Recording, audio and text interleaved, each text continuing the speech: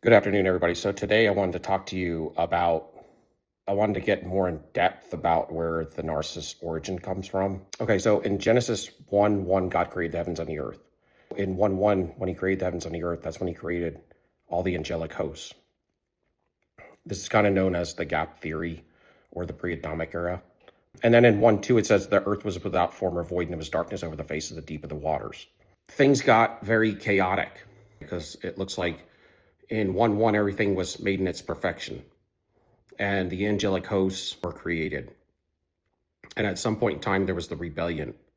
That's why you see in 1:2 that the earth was without form or void, and there was darkness over the face of the deep.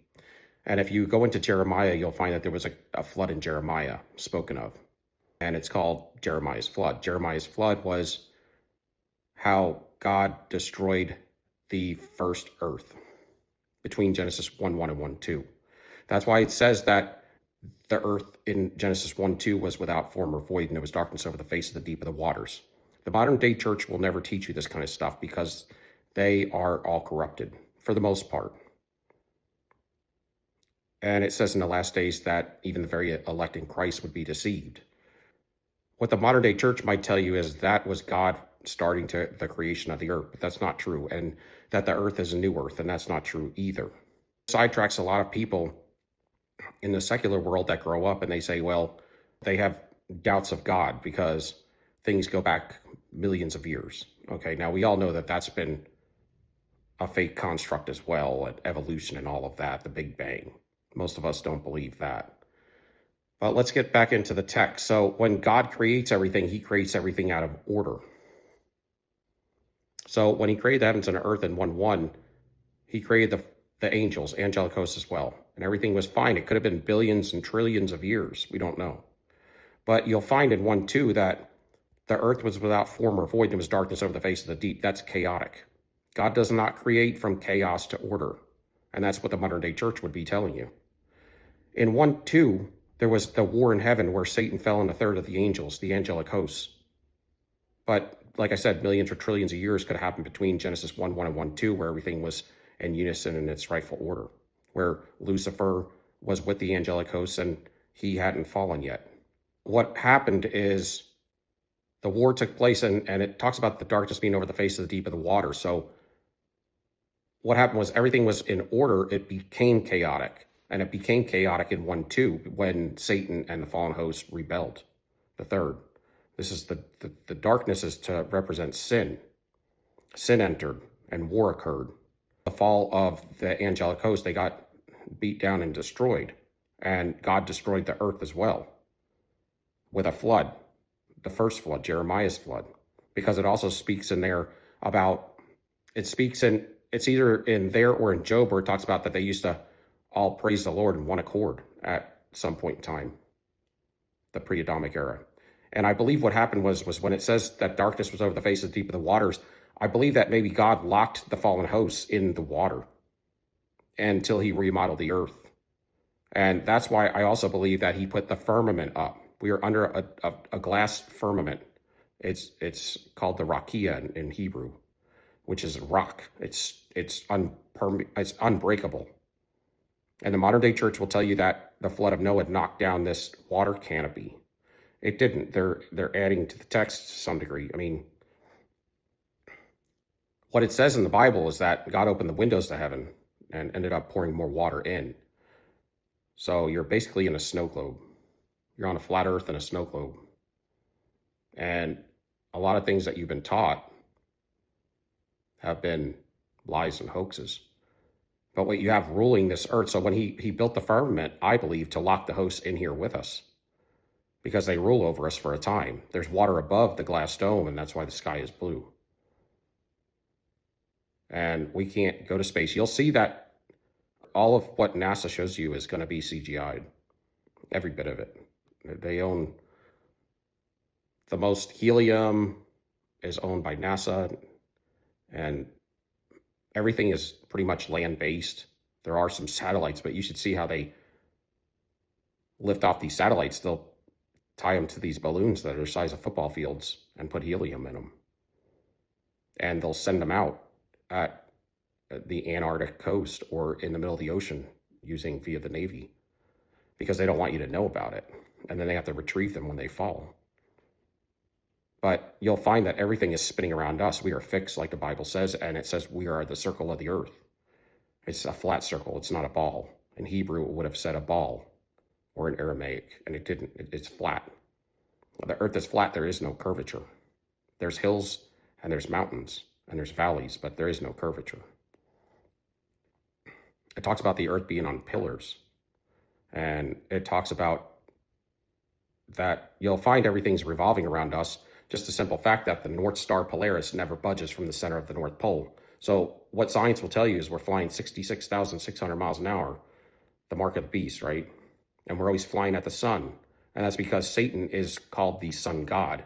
And that's why church was changed from the Sabbath day, which was like Friday night, Friday evening to Saturday evening was the true original Sabbath, to Sunday, because it's the sun god day, Satan. And he built his construct of creationism through the Big Bang. And if anybody's coming for you, it's going to be aliens in negative pressure space. And that we're constantly flying at the sun at 66,600 miles an hour. We could never do that without the stuff. Everything would fly off this earth in a second. And we're spinning also at 1,100 miles an hour. It's ridiculous. But we never have any problems. Nothing ever hits us. Maybe a comet, which is a lie too. That's them like shooting off some kind of missile or something.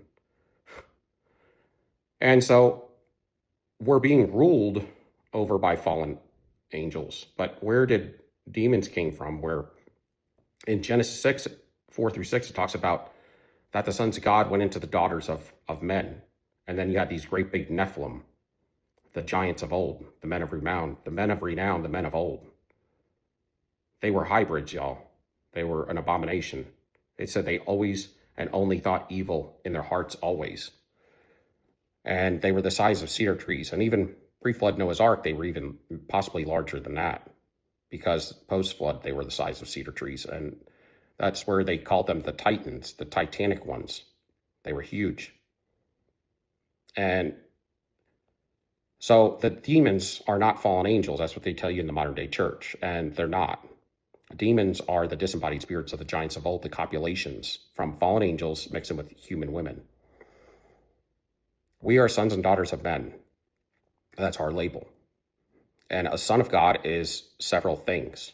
It's anything that God created in its perfection, in its once perfection, not in its perfection as it exists today.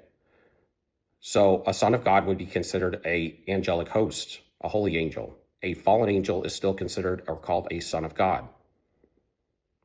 And because they were made in their perfection before they fell. And Adam is called a son of God, and it's in the Bible. This is all in the canon, in the 66 books, but it talks about Adam being a son of God. Because why? Because he was made in his perfection as well.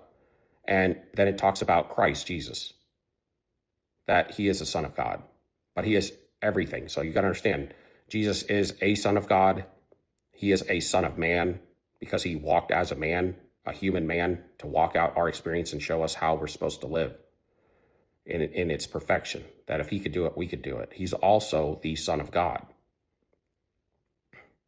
So he's everything. And he was not created. So they call him Yeshua, which is the God-man, or God-man in the flesh. And so it would say in the word that angelic hosts, when I think Jesus was asked, and he said that they don't procreate in heaven. Well, the modern day church has, and a lot of people have an issue with that, like they had been neutered or something. I even heard somebody say that one time. It's not true. The sons of God, what the modern day church will tell you is that sinners in Genesis 6 had intercourse with Christians, and that caused big old giants in the land. Now, that's ridiculous. Basically, what they tell you is the sons of Seth had intercourse with, the sons of Cain, or, whatever, the daughter, whatever. And what I'm telling you is that angelic hosts do not procreate in heaven, but fallen angels can do. They have different laws that God has them abide by. And what you'll find is there's the book of Enoch, which talks about this. Now, Enoch was the one that walked with God and was not. Enoch, the book of Enoch is not in our canon, but it is in the Ethiopians' canon. So how do we know that our canon is better than their canon? And then if we want to go to the original canon, like a lot of people say KJV only, King James only, well, King James Bible had another, I think it was 14 books that have been removed since the 1800s. So if we're going to talk about, why aren't we reading just the KJV? And I do think that's the best version. That there was a group of 200 watchers that fell separately. They were here to watch over man, protect us to some degree against the fallen hosts. And they decided to fall as well. And that's what happened. That group were a group of 200 that fell in Genesis 6, 4 through 6. And they were the men of old, the men of renown. They were the copulations, and that's where you get demons from. They had all different copulations. They even copulated that set of 200. This book of Enoch was also found with the Dead Sea Scrolls and also the book of the Giants. And it speaks about how that group of fallen angels had copulated even with animals of the field. I know it sounds gross.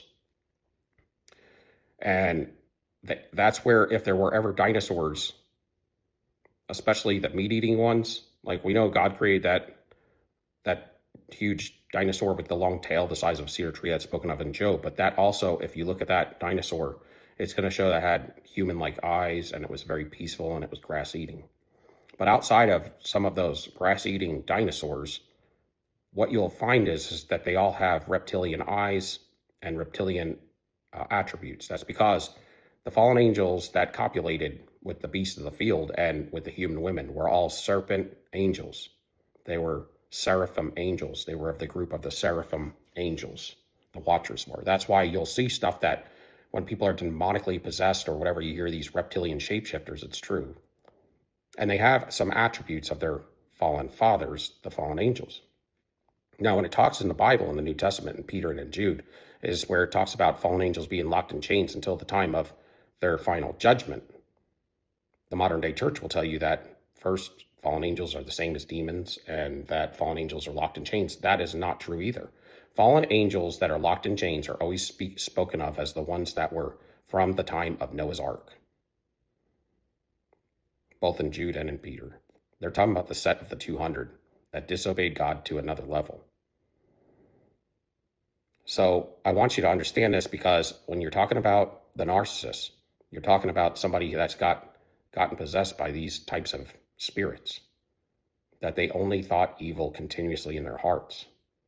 And they didn't go to hell, they didn't go to heaven, they were just forced to roam the earth looking for a body because they were once in a body before.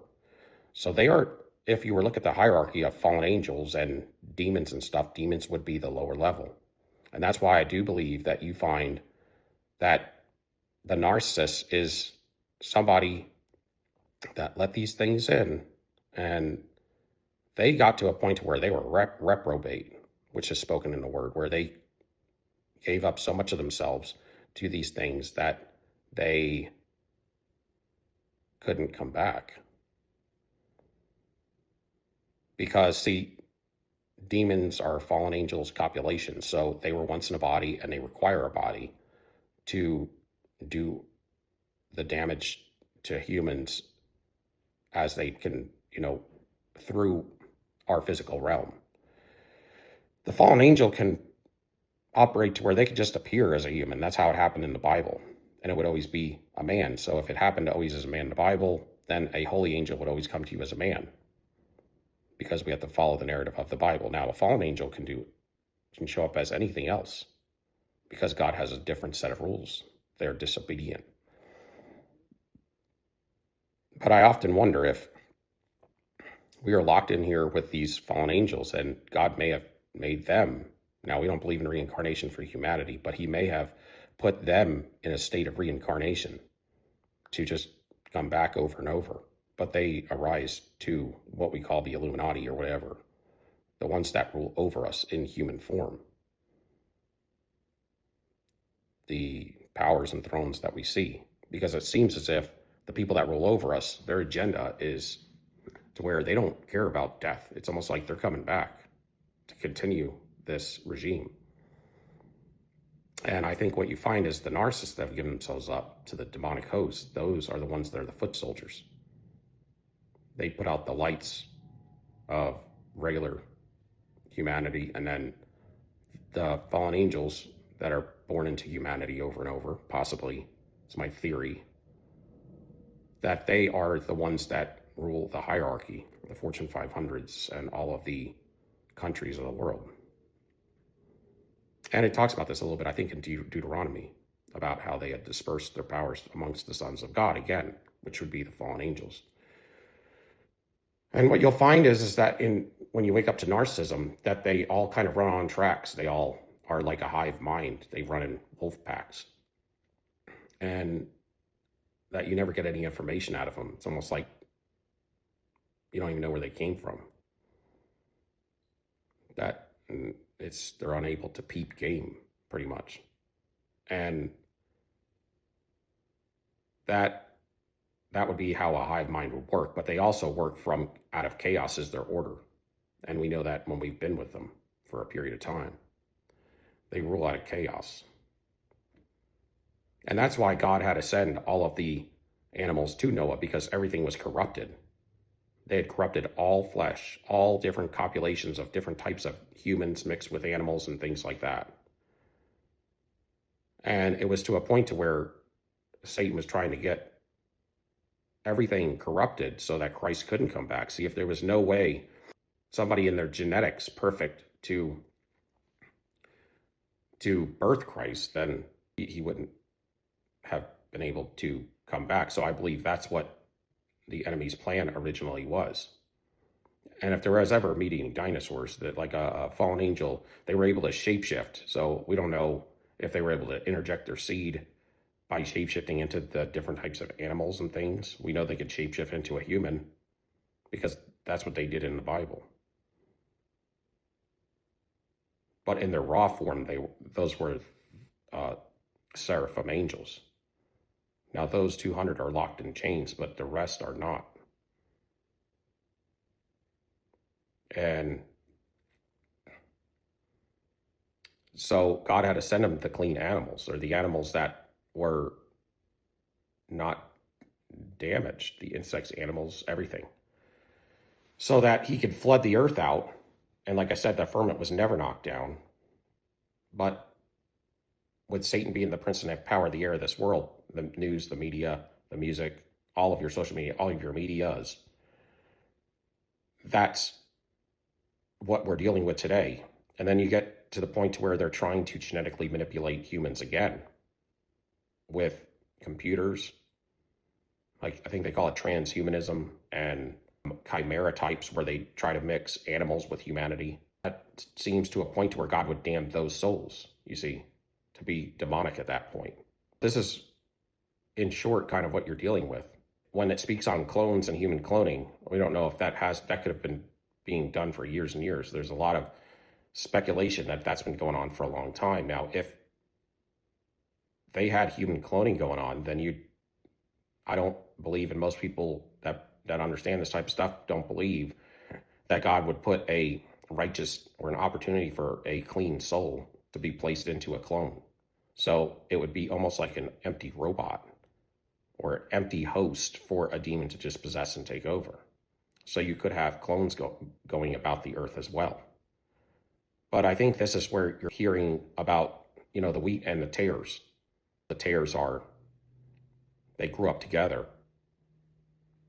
I mean, you also have sinners, people that refuse God or disbelieve God. But I think that there's a lot more going on here. It says in the word that things are not as though they seem. And it talks in Ecclesiastes where Solomon talked about how whatever has been will be again. There's nothing new under the sun. And when Joshua was fighting the giants in the land post-flood to take over the promised land, he asked God to stop the sun for a whole day, because they were defeating the giants. They were destroying them. And what you got to understand is, it's like, if we're flying at 66,600 miles an hour and he stopped the sun, the earth couldn't have been moving. So you got to ask yourself, do you believe in science or do you believe in God? Because the word, as much as it can seem archaic, is not. And we've been taught that people used to believe in the flat earth. Well, they did until like the 1500s, if you believe our fake history. And that they were just blind and dumb to the facts, that they were coming out of caves still. But that's not true. When you look at maps before the 1800s, you're going to find that the North Pole had all of those 4 rivers that came out of Eden. At the North Pole is where they started. So was that the area maybe where Noah lifted off? Because he landed in the Middle East in the mountains of Ararat. But for him to lift off in the Middle East and then land in the Middle East is kind of odd. A story that I had heard, that when he landed, he was used to seeing those rivers, and so he named them the Tigris and Euphrates River again. I don't know. But one thing is for sure is God would not create a mean old raptor that just, they flank you and destroy you. And when you see things and hear about things in mythology, that was what I call pre-flood, pre-Noah's Ark reality. They have 6 fingers, 6 toes. I used to listen to anthropologists for years that were Christian anthropologists. They would find these giant bones everywhere, and they would cover them up through the Catholic Church, the Spanish conquistadors, and the Smithsonian Institute. They used to call them Smithsonian digs, because anytime they'd find anything, they'd run out there and collect it. But great big old giants, they had 2 parietal plates, not 3 like we have in our head. The bones that make them up. They had 2 double sets of teeth. 6 fingers, 6 toes. It's spoken of in the word when David fought giants. They would talk about this type of stuff. 6 fingers, 6 toes. They talk about the lion men of Moab that they fought in the Old Testament. They were men with lions' heads. So these were copulations.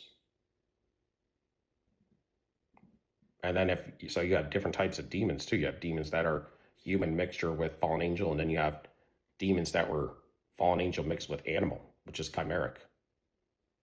And they do have some of the attributes of their father. So when the fallen angels fell, they also had spiritual powers, like psychic abilities and stuff like that. They had technology that they fell with. And that's where we have a lot of this technology that we do have is from fallen angel technology. And then they would speak about, these aliens coming from outer space. This stuff didn't really start coming up until the early 1900s. These are all fake narratives. And, there are some instances in the past, but, you got to understand, they added 1,000 years to the calendar.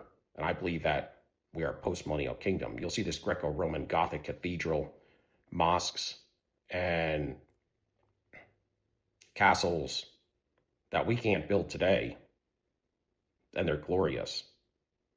And that's because Christ came back already. When he was crucified let's say he was crucified in 33 AD, he said he was coming back in that generation, that the people that were going to crucify him were going to be there. They were going to see him come in his power and his kingdom. And that's because he did. And just because the Bible doesn't speak of technology, it doesn't mean they didn't have it. Just because they had flip-flops and robes on, doesn't mean they didn't have technology, cellular phones and computers and all that. My point is that Christ came back in somewhere around 66, 70 AD, and Nero was the Antichrist. He has 666 marked all over him. And I don't know if there was a rapture during the tribulation or the pre-tribulation rapture. I don't think there was. I think a lot of Christians got killed, but that's why the disciples even knew it was imminent. It's spoken all throughout the Gospels that they knew that Christ was coming back shortly. And when we hear about people, well, how were they able to spread the gospel in 40 years? Well, they had technology. It's just not spoken of in the word. It's just kind of obsolete. But it doesn't mean that they didn't have technology. They had technology. And if the tribulation did occur, like I think it did in 70 AD or around that time, it would have all been burnt up in the fervent heat. And what I'm getting at is that I believe they added 1,000 years to the calendar, and I believe that happened when Satan was loosed from the abyss. And I believe that was in and around 1812. I think could have been a rapture at the end of the millennial kingdom, because the first thing you'll find is around the 1830s, when supposedly cameras came out, that there was nothing but empty cities. And there was a great catastrophe that happened. But you're not going to find any dead bodies, because I believe that there was a rapture. And we are in Satan's short season. I've spent 6-7 years on this now. And this is not preterism. My point is, if Christ said he was coming back and it was going to be shortly, and he hasn't come back yet, and it's been over what they tell us 2,000 years.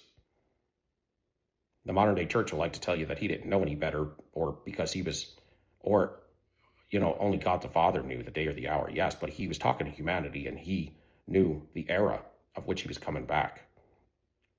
Even Josephus speaks as one of our historians that he saw Christ and his kingdom coming through the clouds and his army in and around 70 AD. All the technology was burnt up in the fervent heat, and he laid down the kingdom and ruled and reigned for 1,000 years. And that's why you'll find this stuff they call Greco-Roman all over the earth. You got to relook at it. We couldn't build it today. All they had was a couple of wagons, a few people coming out of plagues, and they had a chisel and a hammer. These are glorious buildings, and a lot of these buildings, they will tell you, even in America, these Greco-Roman buildings and castles and things are all throughout, and they were built for gigantic people. Not Nephilim, but for the saints.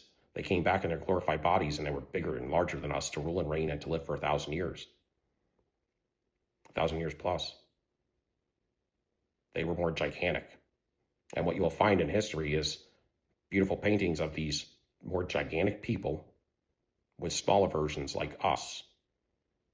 So there was both our type and size, and then there was the saints that ruled and reigned. And it's kind of obvious they didn't have to use the restroom during the 1,000-year reign, because when we came back, it says then the rest of the dead come back, and then there'll be a year up after Satan's short season for the war of Gog and Magog, which is going to look like another type tribulation or another type of new world order. But when Satan tried to persuade Jesus in his 40 days in the wilderness, before he went about preaching, one of the things one of his temptations was that he ruled all the kingdoms of the earth, and if he would bow down, he would give them all to Jesus. And so it would have to be true if it was a threat, if it was a temptation. So if he ruled all the kingdoms then, you best believe he rules them all now. You'll find that in 1812 there was this thing called the mud flood. That's not spoken of anywhere, but it's labeled as the mud flood conspiracy. And basically what happened was there was a catastrophe that came over the earth. And all of these buildings that are Greco-Roman Gothic cathedral and castles that we have repurposed were sunk in the mud, a lot of them 20 to 30 feet. Some have been dug out, and you'll find old pictures. And some, they just built infrastructure and pavement and sidewalks right up to them as the windows are going into the ground. They had huge doors, huge windows, huge ceilings. But supposedly we were dead, broken, poor. So how did we build all of these dome buildings and stuff? I do believe the dome buildings are to represent that we were still under a firmament. And it talks about the rest of the dead coming back. And I believe what happened was there was a comet set around 1812 that came around the earth, and the sound and the pressure caused the water under the earth to mix with the dirt on top of the earth, and it caused it to liquefy. So the dirt mixed with the water from the sound and the pressure of this comet coming around, and it caused it to turn to liquid mud. So you had anything on the ground that was heavy, it sunk 20 to 30 feet, and then it solidified. California was an island in the 1700s. They'll tell you that they just didn't know any better, but I think it's on 1,000 maps with scores of cartographers, map makers, that they were all precise. Then you ask, well, on a flat earth, how would you hold the water in? Well, it's held in by the firmament. The firmament also goes under the earth. And then you also have this ice wall up. I think it's called the Antarctic Circle. So you can sail around what you think is the globe, but it's not. It's a flat Earth. And there's an ice wall, and it goes on for thousands of miles. And that's why a lot of times they won't let you go to the North Pole or to Antarctica. And if they say they will, they really don't. People have looked into that. There's a worldwide treaty that nobody owns Antarctica, but we own everything else. It's a little odd, isn't it? And that's why I believe God leaves every era for us. You'll see that a lot of these old burnt out buildings and stuff from the tribulation look like hills and mountains. They look like caves, and if you re-look at them, they're structures. Sometimes the water that's protruding from them is because the plumbing is still operative today, and it's pumping water up the mountain. There was no ice and snow for 1,000 years, and it talked about during the millennial kingdom that it would be 7 times the sunlight. I think it talks about in Isaiah.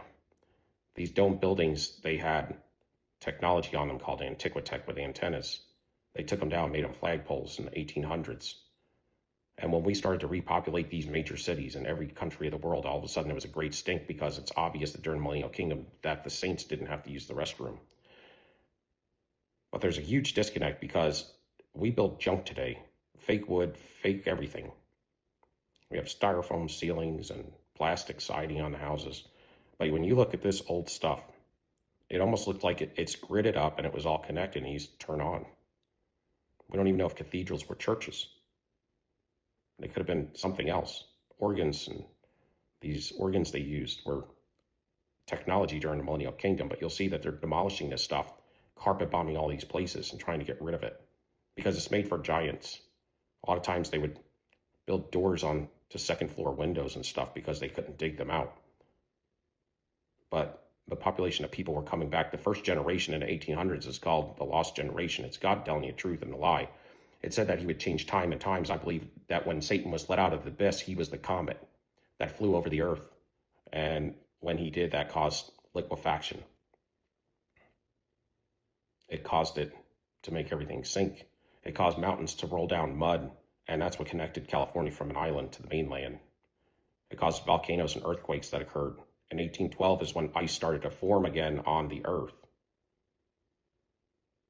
I believe that the saints were able to self-regulate themselves, so they didn't need air conditioning and heating. And this is just a little piece.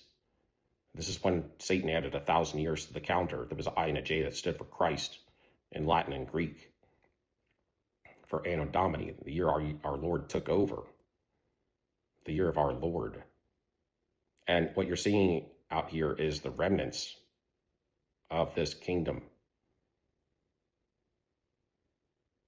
And that you will find that all this technology that ramped up in the 1870s, 80s, and 90s was technology that was already here, and it was converted to combustion engines because everything else was eco-friendly before, but it was all dismantled.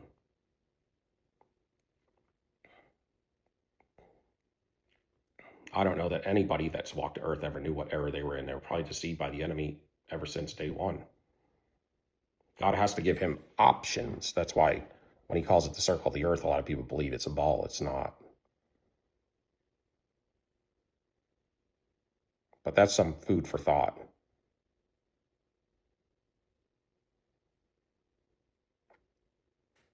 That we are in Satan's short season, and that's why the church looks as bad as it does. And when it talks about the rest of the dead coming back, I believe it was the fallen host, and they were the parents of our great-grandparents. They all could speak any language in culture. And you'll see they were shipping children around everywhere in the world, on the earth, at that time and era. There's a lot of weird stuff that got on during that time.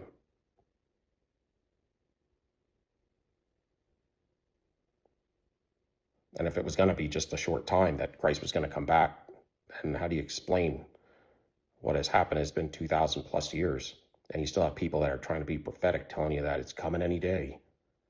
I'm here to tell you that it's happened already. What they'd like to tell you is that it was the Dark Ages and nothing happened but plagues and everybody died in the plagues. They cared about Christ and they died in the plagues because they didn't think about science until the 1870s and 80s when we decided to take a hold of science again. And look what we did. You look at these old pictures and there was nothing but this Greco-Roman stuff all over the earth with no people. They were digging it out. All of our forests are less than 200 years old. They were replanted by mankind. And it talks about the children. Our great-great-grandparents that came back, the first generation, they came back out of Cabbage Patches. That's where you got the Cabbage Patch Kid from. It's from our history. The first movie ever made was a woman pulling live children, live babies out of Cabbage Patches in the 1800s.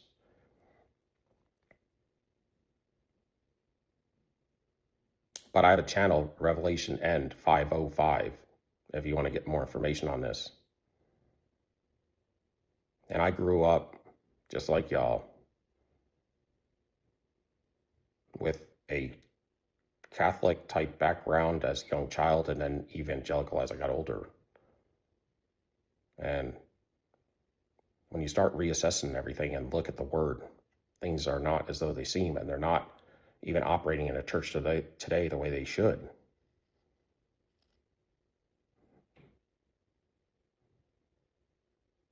But I do believe that the short season started somewhere after the time of 1812. You'll find everything that was created, or not created, but was made in our society has happened since 1812.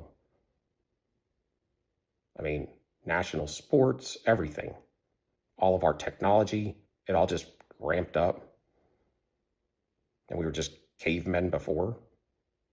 But we built these monstrosity, beautiful, glorious buildings. And I believe that they were refaced and defaced. When you see all these sometimes demonic things on them, like gargoyles and stuff, I believe that just as sin had entered the earth again, that the glory came off of these buildings and they became sinful-like. And I believe the saints that the Catholic Church speaks of, that they have been kind of hijacked to some degree. We always used to be like, why are they talking about these saints all the time? Well, maybe those were the ones that came back and ruled and reigned with Christ. And maybe they wrote the word for us during the time of the millennial kingdom.